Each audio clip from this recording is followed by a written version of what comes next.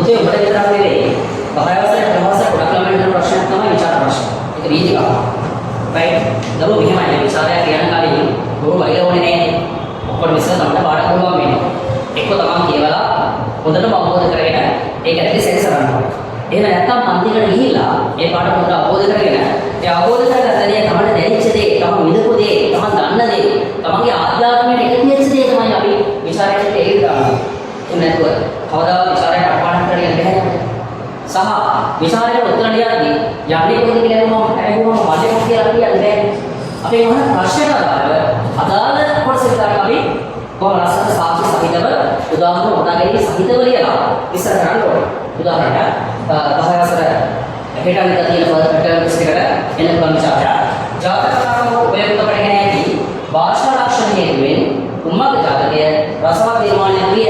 ඔක ඉදිරි කියලා නිර්දිෂ්ට කොටස ඇතුලේ විමසන්න. right දැන් නිර්දිෂ්ට කොටස කියන්නේ උම්මග ජාතකයෙන් ගත්ත සතර කම්මන්තයන්ට ධාර්මික විදියට අවව කොටස. අහන්නේ මොකක්ද කියන්නේ භාෂා ලක්ෂණ ගැන.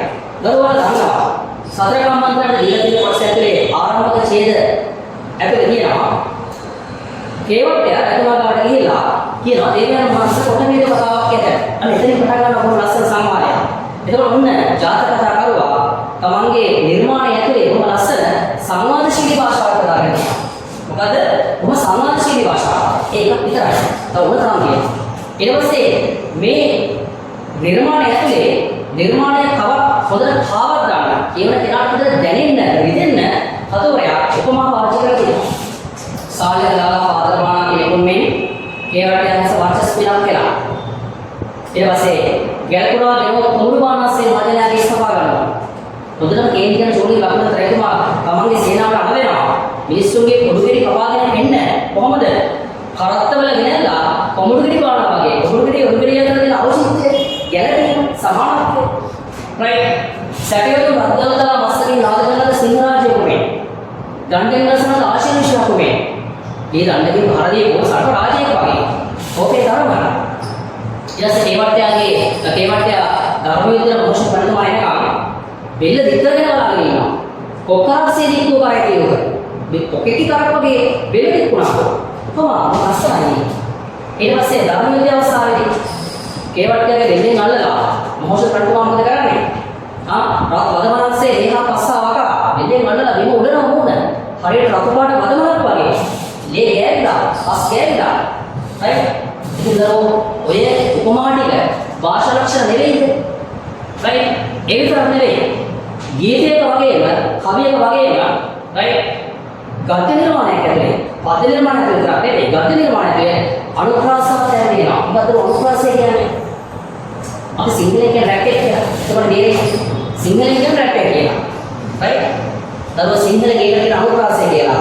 ඒ වගේ දැන් බලන්න හස්ත ශබ්දය, අශ්ව ශබ්දය, රස ශබ්දය, විනා ශබ්දය, මොනවා ගීත ශබ්දය, තාල ශබ්දය, ඔය වගේ ශබ්ද කියන වචන එක ළඟ දාලා බොහොම ලස්සනට අනුප්‍රාසය මතු කරන තැනක් තියෙනවා. right? ඊට පස්සේ ධර්මයේ පැදලා ආයතන ඔය දන්නවා වක්‍රදත්තගේ සේනාව තමන්ගේ රටේ අග ප්‍රමුඛයට වයින්නවා. කොහොමද වයින්නේ? කොළ පරිණ දුෂ්ට අනුෂ්ඨ නිකුෂ්ඨ ආචාර ස්වරූපේදී අවලක්ෂණ අඥානම වුණා. તો ධර්මයේ දෙන්නේ කොස් ඒක වඩානේ අපිට අවශ්‍ය කරන්නේ කොයි කොටස විතරයිද? අනුප්‍රාසය තියෙන කොටස විතරයි.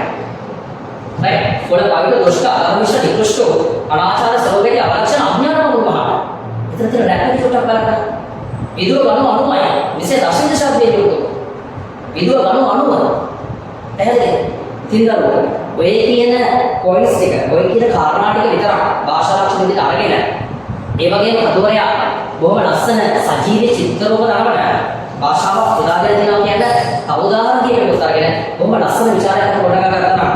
කතුවරගේ සංවාදශීලී භාෂාව, ඒ ඇතුළේ යොදාගෙන තියෙන උපමාවල ස්වභාවය, ඊට පස්සේ කතුවර යොදාගෙන තියෙන අනුප්‍රාසවත් තැන් ටික, චිත්‍රෝප දර්ශන භාෂාව ඇතුලේ අපි ආධ්‍යාත්මයත් එක්ක ඒ නිර්මාණයත් එක්ක සම්බන්ධ වෙන විදිහ right? බොහොම ලස්සන අපූර්ව වචන ටිකක් එකතු කරගෙන මේක ගලකලා නිවුණා තමන්ගේ විචාරයේ කොයිතරම් සාර්ථක වෙනවද?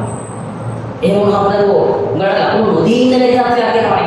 අපිට කවදාවත් විචාරේ ලකුණු දෙන්නේ නැහැ. අපි ලකුණු ගන්න ඕනේ. ගන්න නම් අපි සාහිත්‍ය පාඩම අපේ කරගන්න. උපුටා ගැනීම චුට්ටක් මහන්සිලා පාඩම් කරගන්න. ව්‍යාකරණ පාඩම් කරන්න දෙයක් නැහැ. නමුත් සාහිත්‍ය පාඩම් කරේ නැත්නම් බෙල්ල ගැනීච්ච පරිවියක් වගේ විභාග වේලාවේදී අතර වටේ මෙහෙම බෙල්ල කර තමයි ඉන්නේ. එන්නේ පාඩම්. ඒක කොපි කරන්නත් බැහැ. ඒ නිසා දරුවෝ බොරු බලය වැඩක් නැහැ. ඉගෙන ගන්නවා කියන තමන්ගේ දේ. තමන් එන්නේ කැපෙන්න ඕනේ. කැපෙන්නේ නැති විදිහට මේ ලෝකෙ කිසිම දෙයක් ලැබෙන්නේ නැහැ. ඊට පාරේ වෙන්න පුළුවන්. නමුත් හැමෝටම මෙහෙම වෙන්නේ නැහැ. ඒ නිසා කරුණා කරලා අවංක ශේනාවෙන් තමන්ගේ අධ්‍යාපනයේ තියෙන ඒ අධ්‍යාපනයේ වෙනුවෙන් තියෙන ගෞරවයෙන් යුතුව ඒක හරියට කරන්න. රයිට්? පස්සේ ඕඩ කියන්නේ බා මේ අර තේරෙන්නේ නැහැ, මේක තේරෙන්නේ නැහැ, මම අර පන්තික දාන්න, මේ පන්තික දාන්න. බල කොහේ පන්තික කියලා තමයි නැහැ. කරන වැඩේ හැටියට කරනවා. රයිට්? ඉතින් දරුවෝ ජීවිත කාලෙකින් තොරව අමාරු වැඩේ නැතුව බොහොම ලස්සනට සාහිත්‍ය පාඩම් 16 පහවසර මුලදා ඉදිරියට 11 මාස අවසානයේ දක්වා කරගන්න ඕනේ නම් උඹට පුළුවන්. මේ මම උගන්වන ආයතනයේ මහත් ශික්ෂණ ආයතනය විද්‍යාර්ථ බාලිකාවලා තියෙන්නේ ඕන පැත්තකින් නම් ඉන්න හරි දේසි. රයිට්? 10 වසර මුලදා දැන් 10 වසර මුල විශ්වනාම අඩුතරමේ දැන් ඉන්නවා පන්ති සම්බන්ධ වෙලා ෂෝට් කට් නැතුව ඒ උදාහරණයක් අපිට පළවෙනි පාඩම ඉස්සර කරලා පළවෙනි පාඩම කරන්න පන්ති ඇතුලේ කරන්න විතරක් මාස දෙකක් විතර යනවා. රයිට්? ඕක ඇතුලේ එක වචනයක් එක අකුරක් මට මිස් කරන්න බැහැ නෝ ඒක කියන්නේ. ඔය කතාවේ සාරාංශය කියලා දෙන අවබෝධ විචාරණය කරලා කියලා මට විචාරණය කියලා දෙන්න බෑ. එහෙමදී අපිට විචාරණය කරන්න බෑ. ඒ නිසා කතාවේ නැහැ. හරියට තිතට වැඩේ කරගන්න ඕනේ නම් මහරජා ශික්ෂණ එකට එන්න. උඹලාට ඒකක් කියනවා. බොහොම වගකීම් විශ්වාසය කියන්නේ ඒකක් නෙමෙයි.